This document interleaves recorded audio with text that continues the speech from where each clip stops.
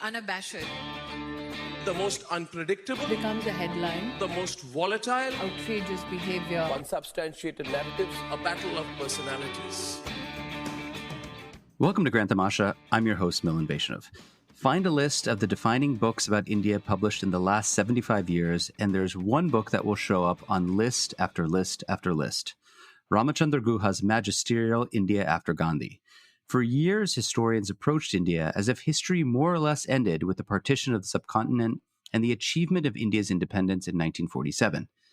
Guha's India After Gandhi broke this mold, and in so doing helped to define what a generation of students, scholars, and readers understands of India in the decades after independence.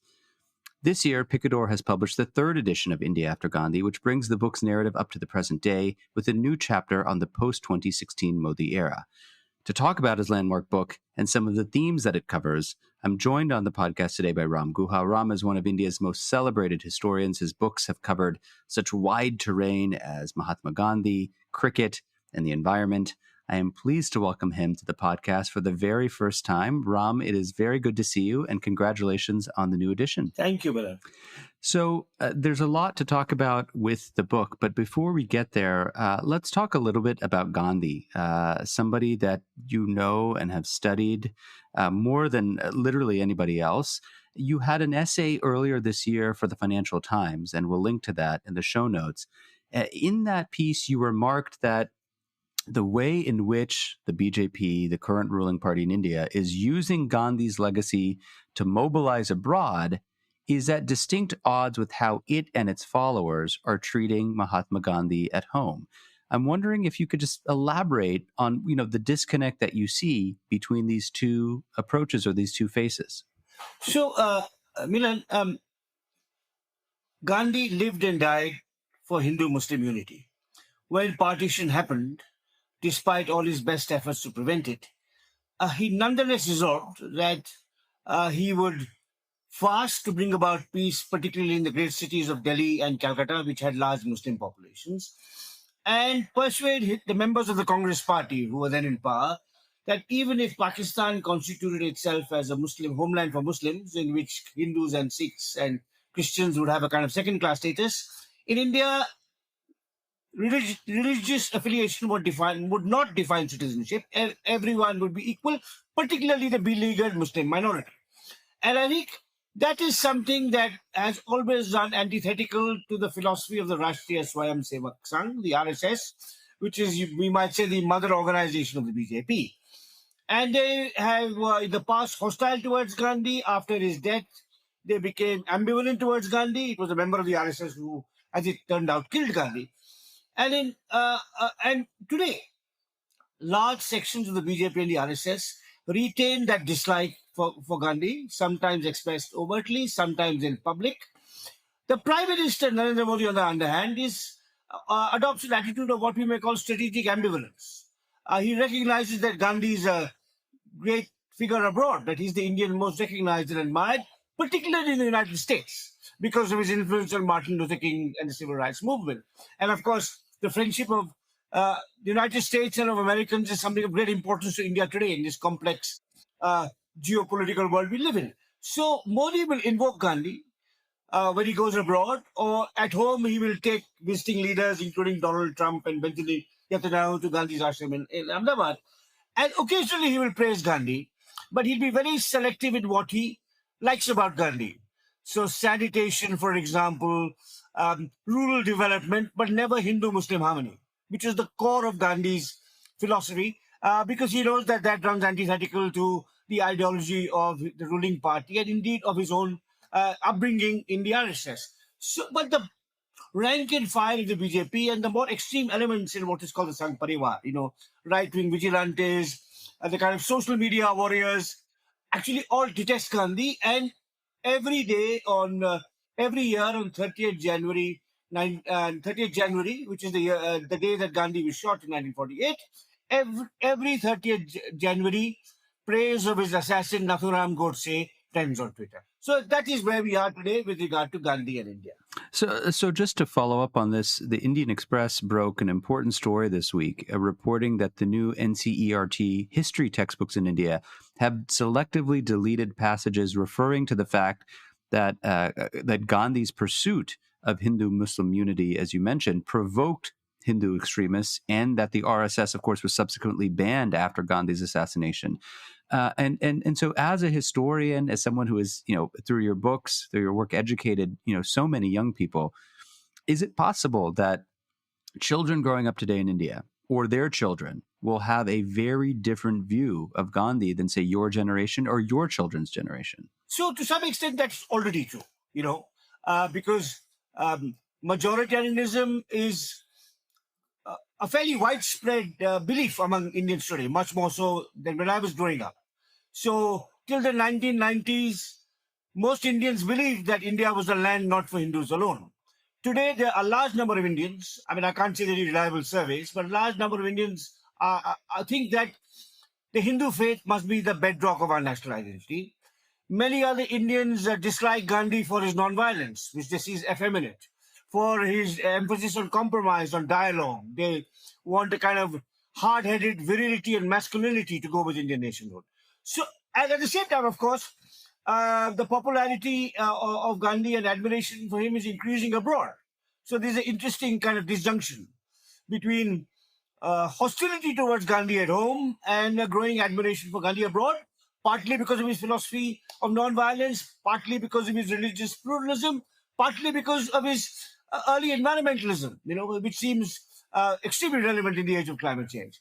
So, but the textbooks are actually rather blatant because these are government textbooks which have eliminated any mention of the RSS, have eliminated that Godse was a member of an extremist, editor of an extremist Hindu newspaper, and above all, eliminated the sentences that pointed out that in the aftermath of partition, Gandhi was fasting to assure the Muslim and Christian minorities that they were safe in India. So that element of Gandhi's, shall we say, pursuit of truth and nonviolence and interfaith harmony has been erased from the textbooks, and the Indian Express did a good story, and I hope, I don't think those deletions will ever be restored so long as this government is in power. But I think people will recognize that just as in the old days in communist countries, we had the Stalinist falsification of history, under a right-wing regime in India, we have a Hindutva falsification of history. I want to turn to the true subject at hand, which is the third edition of your book, India After Gandhi, which really sets the stage for what happened after Gandhi's assassination, and his legacy, of course, is there throughout the book, including the challenges to his legacy. This book was published initially in 2007. It's become, as I said in my introduction, the standard reference, I think, for most who are seeking to get a handle on the period from 1947 till today. Before coming to this new edition, because it really brings us up to the present, I want to ask you about the book's origin story, and you recounted this very, very nicely in the earlier edition. This was a book, in a sense, born out of happenstance and a chance encounter with a book publisher named Peter Strauss. Just tell us a little bit about how you came to tackle, really, one of the biggest subjects there is, which is the entire post-independence history of India. Absolutely, Milan. So the books I wrote prior to India After Gandhi and the books I've written after the publishing of India After Gandhi were all because they were self-directed. I wanted to write on the environment. I wanted to write on Gandhi. I wanted to write a socialist ticket. But the history of post-independence India, the idea for writing that came to me unbidden from a visionary publisher in the UK who read an essay I had written in the scholarly historical journal Past and Present, which was actually on the social history of cricket. He read that essay, contacted me, met me in India, and asked me a series of questions, which were as follows. Is it true that India has just observed its 50th anniversary and its survival as a united and democratic country is counterintuitive? I said, yes. He said, is it true that the Indian economy is growing so that it will be taken more seriously, in the portals of the world? I said, yes. He said, is it true that Indian historians stopped in 1947? I said, yes. Then he said, is it true that you enjoy archival research? I said, yes. Then he said, is it true that you are not a stuffy historian writing academic jargon, but think that history is also a branch of literature that should reach out to the wider public? I said yes. And then he said, given all your answers to my questions, why don't you write a history of independent India? And then I gave it some thought. I said, I'll call you after a few months. And after a few months, I sent him a proposal. And then this book was, researched and conceived of and written and redrafted. So I really owe it to Peter Strauss. It's an example of, shall we say, a publisher as an entrepreneur almost, seeing an opening in the market and finding someone who he thought would possibly have the experience and capability to fill that opening. One last thing about the origins of this book, Milan.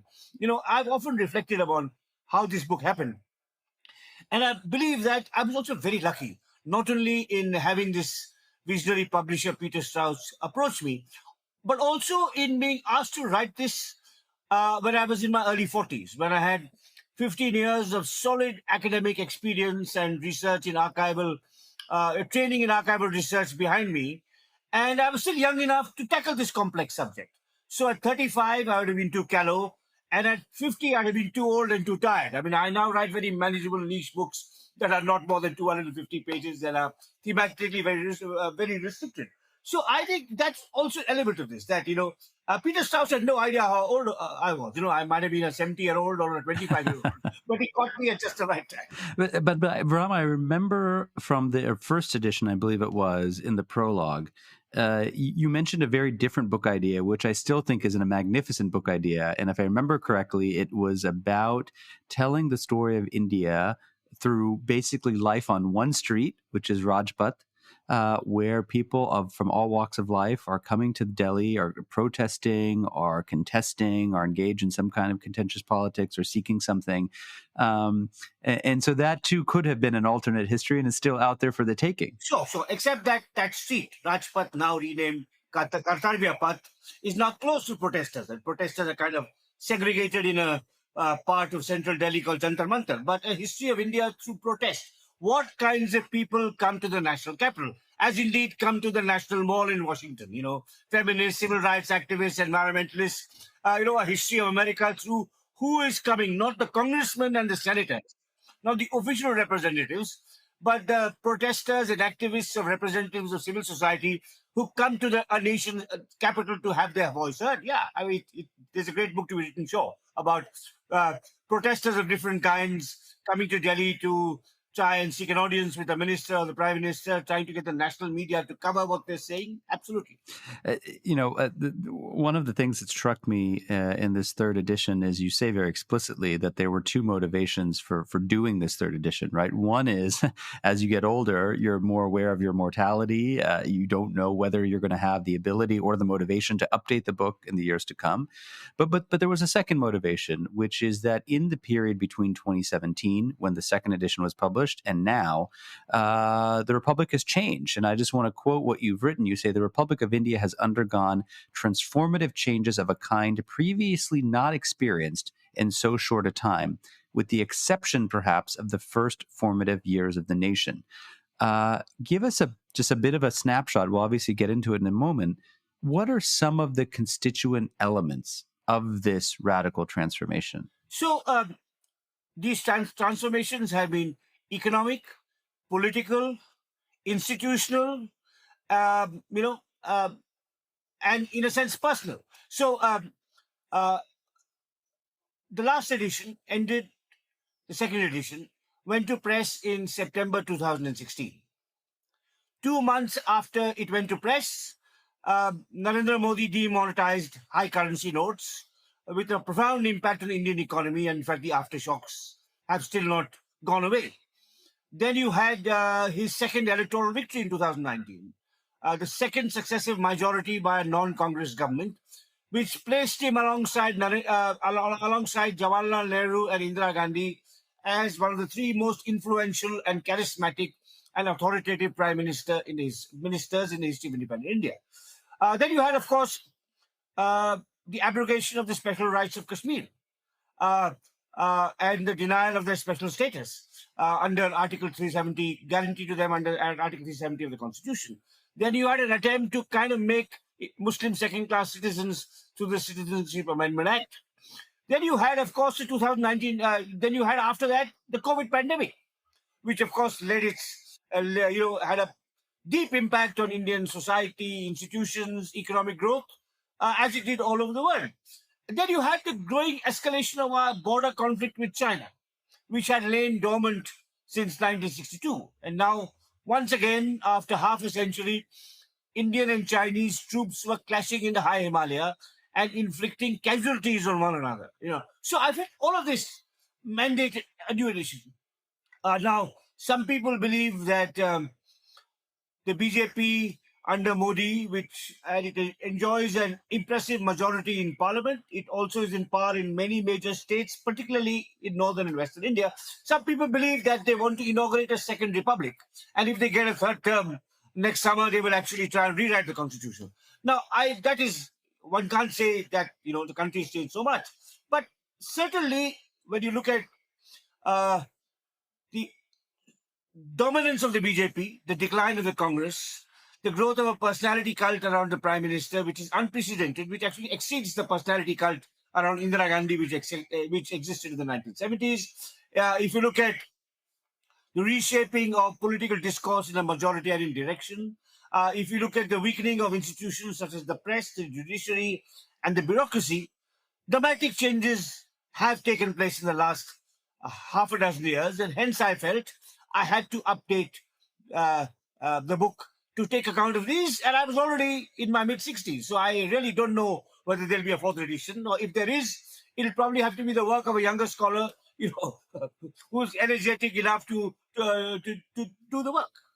I want to come back to the new chapter you've added, which recounts just these very events that you've just spoken about. It's a chapter, the 31st chapter, called Shock and Awe. And you begin the chapter with demonetization, right? So the surprise announcement by the Prime Minister that on November 8, 2016, at the stroke of midnight, 86% of India's currency would no longer be valid legal tender.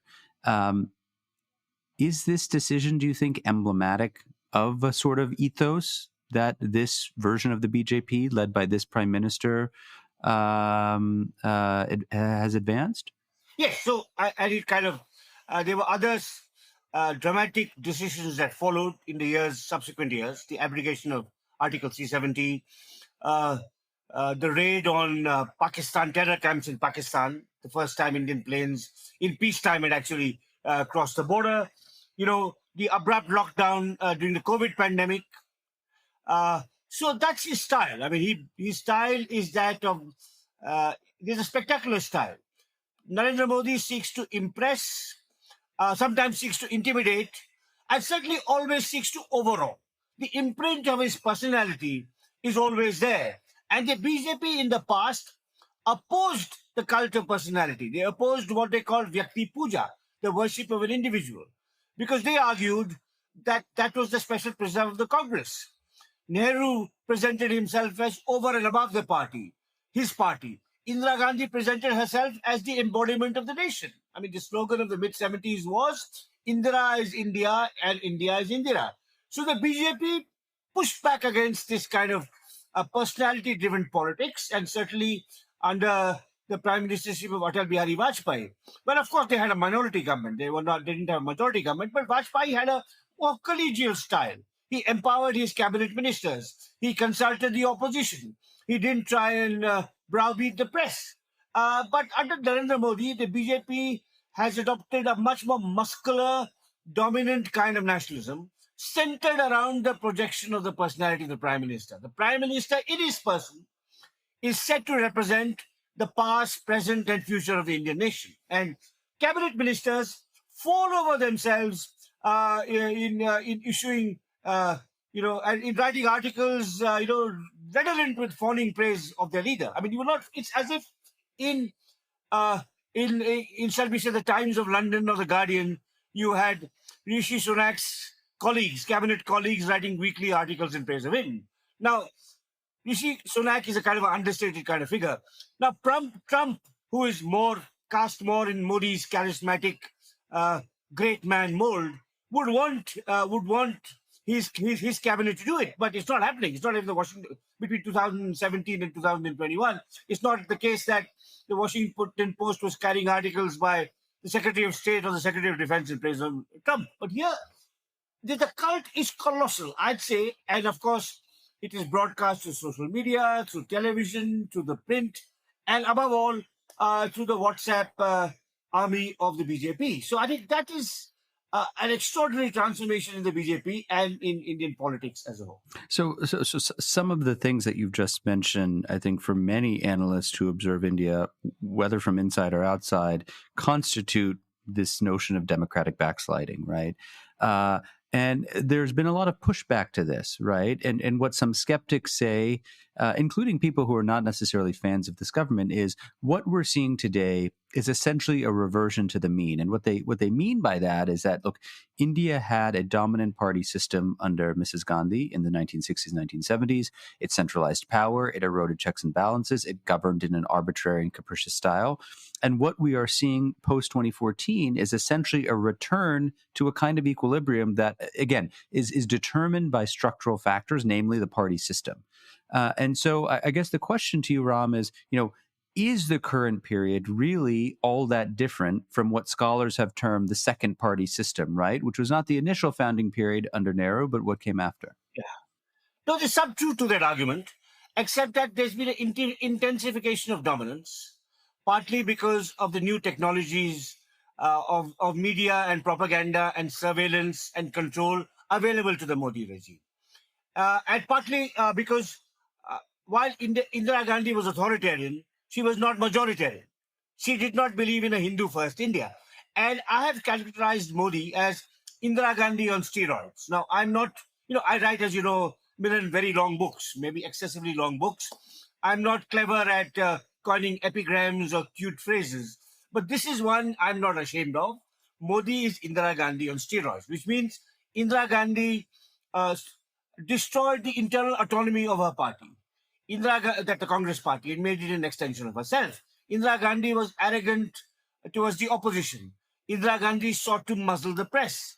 Indira Gandhi tried to present herself as the embodiment of the nation.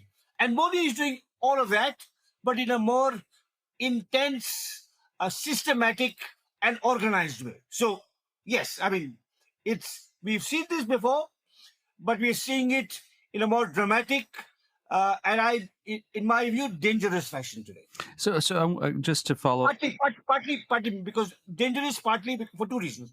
One is, because of the new technologies of surveillance and propaganda that are available, and partly because of the majoritarian tendency. Indira Gandhi famously was assassinated because she refused to sack her Sikh security guards, because she did not believe that India was a nation in which minorities had to be suspected. So we are going through a very dangerous time in the history of the Republic. I don't think it's permanent. Historians are disastrous at prediction, but I don't think it's permanent.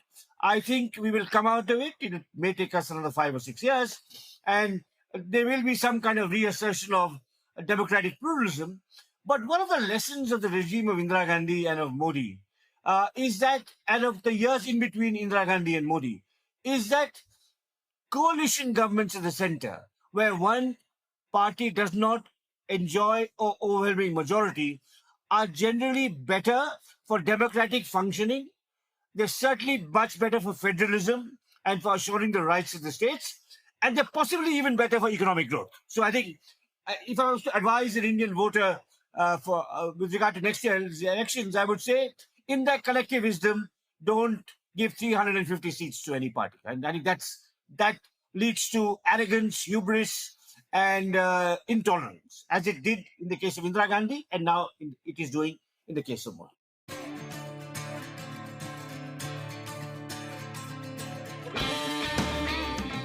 Hey, Grant Tamasha listeners, thanks for listening to the podcast. Putting this show together each week is a labor of love, but it takes a lot of work to put out a great show every week. If you'd like to support the work we do at Grant Tamasha, please visit ceip.org/donate. Don't forget to subscribe to us on Apple Podcasts, Google Podcasts, Spotify, or on your favorite podcasting platform, so you'll be the first to know when a new episode rolls out. I mean, I think, what some political scientists have argued is that whether it was 1971 under Mrs. Gandhi, whether it was 1984 under her son Rajiv Gandhi, whether it was 2014, the empowerment of a single party brute majority allows for the kind of arbitrary and discretionary use of power that demonetization kind of embodies, right? And where coalition politics obviously introduces a certain number of veto points, it's hard to see how demonetization would have been carried out in the coalition era. And in fact, on the economic side, I think people have shown that actually India's best rates of growth have typically taken place when you have had coalitions in power. I just want to pick up on one thing that you mentioned earlier, which is institutions. We saw during the second dominant party system, independent institutions, whether it was the courts, whether it was investigative agencies, whether it was the Election Commission of India, crawl when they were asked to bend, right? To use the famous line, and many people suggest that we're seeing that today. And I think what's puzzling to them is that it's not in every case a clear example of overt executive interference, but instead institutions and leaders of institutions themselves deciding to pay deference to the executive or to abdicate authority. Are you surprised? For instance, let's take an example you mentioned, Article 370. The Supreme Court still has not heard the constitutional challenge to that. Electoral bonds. They have still not taken up a case which was first brought before them before the 2019 elections. Does that surprise you? It doesn't. It disappoints me, but doesn't entirely surprise me because, as you say, we've seen this before that institutions did not push back. Individuals were silent. Who headed these institutions were silent or complicit. But it's reached a new level with the BJP. So the Supreme Court is timid. The Election Commission is timid. But the CBI and the Enforcement Directorate are vindictive and vicious to an extent against opposition leaders to an extent we have never seen before. The press is supine. It was censored during the emergency, but now it is voluntarily supine, except for the odd newspaper, usually located outside Delhi, or some brave websites. So the collapse has been complete. And something else, which is a parallel with the emergency, which I'd like to mention, which is, how do I put it? The complicity of the entrepreneurial class and our celebrity sportsmen and film stars. Now, again, here it's a striking contrast with the United States. In the United States, if there are blatant acts of injustice and discrimination against minorities, you'd find the odd sports person, the film star, and even entrepreneur speaking out. Here, they're all unanimous in their praise of Modi. I mean, and actually, this has happened in the emergency too. J.R.D. Tata, the great icon of Indian business, praised the emergency for bringing discipline to the industrial sector. And I think it's a mark of, I should say, the lack of moral fiber of India's elite. Whether the elite that staffs public institutions or the elite that exists in spaces like business, sports, and film. I think there may be a larger cultural explanation for this lack of moral fiber, this lack of spinelessness, and I don't want to go down that route here. I think it demands more careful and close attention. But if you look at Indians through history and the compromises they made with power, particularly Indians who could do otherwise, who had the capacity to influence people to choose the right path. I mean, Gandhi and Nehru and Ambedkar were really aberrations in that sense. Complicity with power has been a feature of the Indian elite through large periods of our history, and what we're living through today is no exception.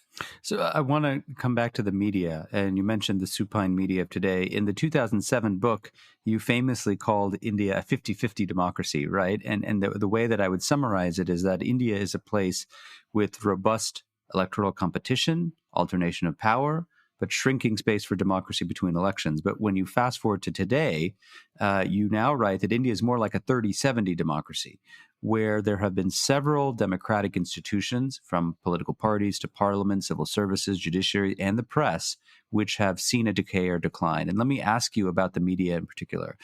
Again, the narrative pushback that one gets from some people in India is, okay, people out there talk about declining press freedom, but Ram Guha is able to write critically of the government in the Telegraph. Others are able to use digital platforms to challenge the government. The Business Standard, the Indian Express can write critical edits of the government. So tell us about the other side of the coin that skeptics don't acknowledge. Yeah. So I think I am an example of someone who has an international reputation. Another such example would be the writer Arundhati Roy, who can be even more blunt than me in her criticisms of the government. But we are kind of showpieces. The norm is young journalists being persecuted, young journalists within newspapers not being allowed to take difficult stories, being taken off the beat if they get too adversarial or to document in detail some unpleasant facts. Or even people, young journalists being put in jail. In Kashmir, for example, I know young journalists whose only crime is to report fairly and fearlessly, who have been jailed under UAPA, the notorious UAPA, and been charged with terrorism. Or you might have the withdrawal of advertisements to mainstream newspapers. So actually, and particularly the Hindi language media, it's the Hindi. Some people would argue that in its vociferous support for the government, and it's combined with a venomous hatred for Muslims expressed on primetime television, Hindi media is close to what Radio Rwanda was like, in polarizing public opinion against minorities. So the situation is very bleak. The odd exception should not blind us to what is the general tendency, which is of suppression of the media and the communalizing of the media. I think, and of course, the English press, even when there's spaces of some freedom in the English press, like you mentioned, the Business Standard. I mean, forget individuals, but to talk about newspaper, I think it's also partly because they know that very few people read English. But mainstream newspapers have to do what we call monkey balancing all the time. I mean, the first article after the Express's expose of, the deletions in the textbook about Gandhi, they asked a BJP spokesperson to write, who claimed that the whole of India is attacking Savarkar nowadays. He never addressed the question. He was given a brief, right, about this. He didn't mention that. Right. He talked about the glories of ancient Hindu civilization, and they will just evade the question. So you can't, even the stacks are very heavily loaded in favor of the government, particularly if you're in northern India, and particularly if your headquarters are in Delhi. Now, I'll give you one concrete example of the threats to the media. And that is a lot of the media houses, particularly the television media houses, shifted the headquarters from the capital to Noida across the Jamuna, which is in UP. And in UP, the chief minister of UP, is a rather ruthless man. And the media houses don't want thugs to come storming, their offices. And that may be one of the reasons that they've collapsed, because they know that the UP police will never stand for freedom of expression. The UP police is not interested in safeguarding the rights of minorities. It's a thuggish administration in the state of UP. Now, they took the decision to go from Connaught Place and Bahadur Shah Zafar Bagh across the Jamuna because land was cheaper and office space was cheaper. But in the capital, they would at least have been protected because the eyes of the world would have been on them. But in UP, what happens? Someone will come, a government will come and say, okay, we're cutting off your electricity unless you report stories favorable to the chief minister. These are the kind of understated threats that are there all the time. And in Bangalore, where I'm far away, the threats may be somewhat less obvious, which is why the Deccan Herald, by the way, is now one of the most fearless and objective newspapers that you can find. But the overall situation is bleak. So let me put it this way. We are, when it comes to press freedom, we are modestly better than Russia and Turkey, but substantially behind Norway, Sweden, the United States, Australia, Canada, etc. We're not as bad as Turkey and Russia, but on the spectrum, we are closer to Turkey and Russia than we would to be to an advanced Western democracy. I mean, Ram, all of these things that we've been speaking of constitute what you call in the book the fourth major crisis since independence. This is something you touch on in the epilogue. And so before coming back to the present moment, just tell our listeners what are the other three crises you speak of so we can put the fourth one that you call a crisis in comparative context. So, Milan, first of all, this is the assessment of one historian, albeit a historian who is 65, who has spent his life studying this country, living in this country, traveling around this country, a historian who has beliefs but no party affiliation. I'm a constitutional Democrat, but I'm not driven by any party agenda. But still, it is my view that this is the fourth crisis. The first crisis was immediately after independence and partition, that a nation had to be built from the ruins amidst the backdrop of civil war, the flight of refugees, the recalcitrance of the princely states, the aftermath of the Second World War and the economic crisis, that was there, the Bengal famine and so on. So that was the first major crisis that the country faced. The second major crisis was the 1960s, when India had two wars with China and Pakistan in 62 and 65 respectively, and also successive years of drought and famine, where it appeared to Western observers that tens of millions of Indians might possibly die through starvation. And also a period in which two prime ministers died, Nehru and after him his very capable successor, Lal Bahadur Shastri. So also a time of political crisis, of political uncertainty. So that was the second major crisis. The third major crisis we've already touched on is the emergency, when you had the complete abrogation of democratic rights, the censorship of the press, the jailing of all opposition leaders, and the creation of a personality cult around the prime minister. Now, in different ways, through different means, we were able as a nation to come out of these three crises. In 1952, we held our first general elections.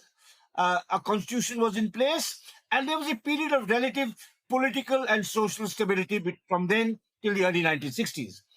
After the crisis of the two wars with China and Pakistan and starvation, you had the Green Revolution, you had the consolidation of, a kind of federal system with healthy multi-party competition, and we came out of it. Then you had the emergency, which seemed very dark to those of us who lived through it. And I was a college student, so I remember feeling absolutely despairing at that time too. And yet, Indira Gandhi mysteriously lifted the emergency, called fresh elections, was defeated by a hastily put together coalition of opposition parties. And then we had the renewal of democratic institutions, the judiciary, the press, the election commission that you mentioned in your remarks. So we have come out of the first three crises, and very likely I would say we would come out of this fourth crisis, so the scars will remain for a long time. You talk in the book about the different manifestations of the current crisis, right? So majoritarianism, decaying institutions, India's location in a very dangerous neighborhood, and we've sort of talked a bit about those. But there was a fourth one you mentioned that really caught my eye, which is the North-South divide, the divide between the northern and the southern states. And I want to ask you about this one because it doesn't often get spoken about as a quote-unquote crisis in the same way as the others. What is it to you, as somebody who lives in a southern state, but of course has spent quite a lot of time in northern India, what is it about the North-South divide that you feel justifies this kind of crisis framing? Well, Milan, so if you look at economics, now this is hard for people to believe, but in the early 1960s, the per capita income of Uttar Pradesh was roughly the same as the per capita income of Tamil Nadu. So the last 50 odd years, if you take 4 states of North India, UP, Bihar, Rajasthan, and Madhya Pradesh on one side, and you take undivided Andhra Pradesh, Karnataka, Kerala, and Tamil Nadu the other, the economic divergence has steadily grown. So, they have remained stagnant, and the southern states have progressed economically, and particularly after economic liberalization. Yeah, I think the statistic is something like the three richest Indian states are 3 times richer than the three poorest states, thereabouts. Absolutely. And of course, there are various reasons for this. One is uh, these are coastal states, the southern states. So they have a tradition of migration, openness to the world, entrepreneurship, trade. So after liberalization, much of this historical legacy helped them gain the benefits of liberalization. Some of the finest scientific institutions are in South India, including in the town I currently live in, Bangalore. There's a greater tradition of religious pluralism. Islam came with the traders, not with conquerors. Partition really didn't affect southern India in the same way as it affected northern India. Nor did the wars with Pakistan and China have any impact here. So, and social reform movements of the late 19th and early 20th centuries in Kerala and Tamil Nadu, which emphasized caste and gender equality, were very visible in southern India and virtually absent in northern India. And I think all of this has led to this divergence, which is not just economic. So the South is not just more economically dynamic, it's also less patriarchal, more welcoming of innovation and knowledge creation, uh, less prone to savage Hindu-Muslim conflict of the sort that northern and western states have experienced. And I think all this has led to this divergence. Now, at the same time, in terms of population, the South is at a distinct disadvantage. And this disadvantage grows because their birth rates are slower than that in the North, because they've successfully managed the demographic transition. And in 2026, you may have a fresh redistricting of seats in which the northern states will get even more MPs because of the higher birth rates. So the more backward, the more patriarchal, states of India will have an even greater influence on Indian politics and governance and policy making. So what will that do to the future of the Republic? I mean, this is a question that I just raised in the end of the book. And I think it will be resolved in 2026 when whichever government is in power, it's likely to be Modi and the BJP, whichever government's in power may decide, as happened last time, that they'll kick the can down the road and keep the current freeze or current allocation of parliamentary constituencies for another 20 years and then revisit afresh. Because if actually they go about reallocating seats based on population, I think there'll be a major pushback from the South. Not civil war, but a serious attempt at southern states forming some kind of union to articulate their demands. And that will place major stresses on Indian unity and Indian federalism. I mean, it seems to me, Ram, that if you pull on several of the threads that you mentioned, differential fertility rates, differential economic trajectories, differential political representation, differential migration patterns, where you see a lot of Northerners who have moved to southern centers of industry and jobs because they don't have similar opportunities in their home states, in their home cities, whether it is debates over fiscal transfers, the GST compensation. There's a whole hornet's nest of issues that at one level are interconnected. It strikes me, and I would love your historian's perspective on this, is something as momentous as what led up to the 1956 States Reorganization Commission, where they had to finally take a call on whether they were going to reorient India states along linguistic boundaries, which of course they did. Is there a parallel, do you think, in terms of the momentous nature of the issues today and then? Yes, except that the wise thing to do now would be the reverse of what was done in 56. In 1956, the government went for reform, for reconstituting linguistic states. And I think that safeguarded Indian unity. Today, the wise thing to do in 2026 would be not to allocate more seats to the North proportionately, because I think that will create a major crisis. You mentioned migration, Milan. About 20 years ago, there were probably 2 or 3 flights a week between Bangalore, which is the capital of Karnataka, where I live, and Lucknow, which is the capital of UP. There are now 6 or 7 flights a day. And none of them are, maybe the flow of job seekers coming from Lucknow to Bangalore is nine or 10 times as many as the flow of job seekers going in the reverse direction. Right. And while the five flights a day are partly people coming to seek jobs, or at holiday time going back to see their parents and their mother, or look for marriage partners, or there's a family crisis. Now, what does that tell you? It's like, you know, boat people going to Europe, or the great migration in America, post-war migration from the south to the north. So I think these are things that will place a major stress on the union. And it's interesting, of course, that the BJP electorally dominates the north and is relatively weak in the south, with the possible exception of my state of Karnataka. So I think it'll take a great deal of sagacity and statesmanship um, uh, to make sure that this does not get out of hand. That there are mutterings of secession at the present moment among some radical southern intellectuals. It's not mainstream, it's not there in the dominant southern parties, it's not there in the press, but the mutterings at the fringes, that how long can we subsidize the north, how long can we go along with their backwardness, their patriarchy, their economic laggardness, their majoritarianism. Let's go our own way. We can become like, if not South Korea, at least Vietnam or Indonesia. There's talk like this now going on.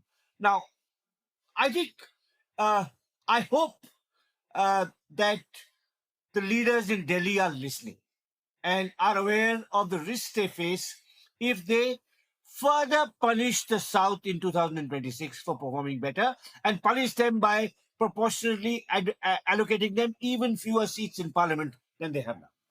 So, I don't know what will happen. I mean, it's still 3 years away, but it is an emerging fault line, which I thought I should flag in this. No, I think it's very interesting. And, the architect of the Central Vista project, Bimal Patel, when asked about the redesign of the new Parliament building, has specifically talked about the need perhaps for a larger parliament, which is, one compromise solution that to get out of this is you tinker with the overall numbers and you remove the cap at 543 and so on and so forth. I want to end this conversation, Ram, by asking you a kind of broad question, departing a bit from where we've been discussing, which is, each of the chapters in India After Gandhi could be a genuine book unto itself. In fact, some of the areas you touch on, the emergency, the 62 war, turmoil in Kashmir, have been the preoccupation of some excellent books, but by historians, political scientists, and others. But I'd like to ask you about some of the themes, events, people in the book that you think are crying out for a greater evaluation, right? So there's students out there who are listening. What are some of the, again, themes, people, events that you discuss in the book you think are long overdue for a more serious and systematic historical examination? So the histories of states. So each of our states is as large, as complex, and has had as tumultuous and exciting a history as a European country. So there's a youngish scholar compared to me, young, about your generation, Arup Jyoti Saikia, who's just written a wonderful history of Assam, which will come out soon, from 1937 to today. So we need similar histories, rigorously research histories of different states. We need many more biographies. We need studies of institutions, a really good history of the Election Commission, of the Comptroller, of the Office of the Comptroller and Auditor General. And I must, if I may mention something that emerged out of this book. While I was writing this book, I recognized precisely what you say, that I was at some level in writing a macro history, skimming the surface. Each of my chapters could be a book. Some themes I hadn't even touched upon should be worthy of book-length studies. So with the entrepreneur Nandan Nilekani, I started the New India Foundation, which has now published more than 30 books. And I think, and about 10 or 15 in progress. And now, of course, Nandan and I have handed it over to a different set of trustees, so we are no longer actively associated. But many historians, young historians in India and outside, are now taking to post-independence history. So that old prejudice against coming beyond 1947 has gone away. And political scientists have also become more historically oriented. In the old days, historians what was called adopted a diachronic approach, and anthropologists and political scientists adopted what is called a synchronic approach. One slice of time. Now that is changing. I think anthropologists are becoming more historical. The history of the tribal question, for example, since 1947.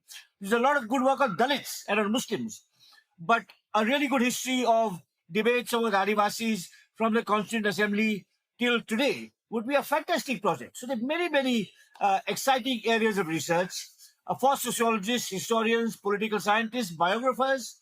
I think, India, as I say in the first edition, is often the most exasperating country in the world, but usually the most exciting and interesting, right? So I think there's so much to do, and I think we must get over our obsession with the colonial period, and we are slowly getting over it.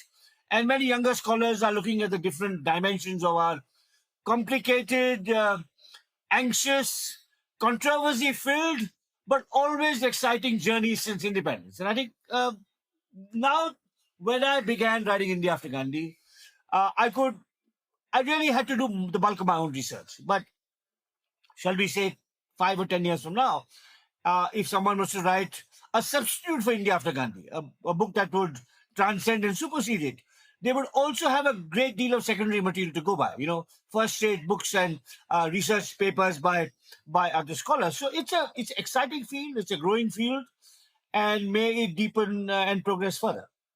My guest on the show this week is the author and historian Ramachandra Guha. His recently published the third edition of India After Gandhi, which remains the definitive look at India's post-independence history. Ram, it's a pleasure to have you on. Thank you for taking the time, and congratulations on the new edition. Thank you, Milan. Great having this conversation. Tamasha is a co-production of the Carnegie Endowment for International Peace and the Hindustan Times. This podcast is an HT Smartcast original and is available on htsmartcast.com. You can also find us on Apple Podcasts, Spotify, Stitcher, or wherever you get your podcasts. Don't forget to rate and review. It helps others find the show more easily. For more information about the show and to find the writing we reference on this week's episode, visit our website, grandtamasha.com. Production assistance comes from Nitya Lab. Tim Martin is our audio engineer, and Isabel Villegas is our executive producer. Thanks for listening, and see you next week.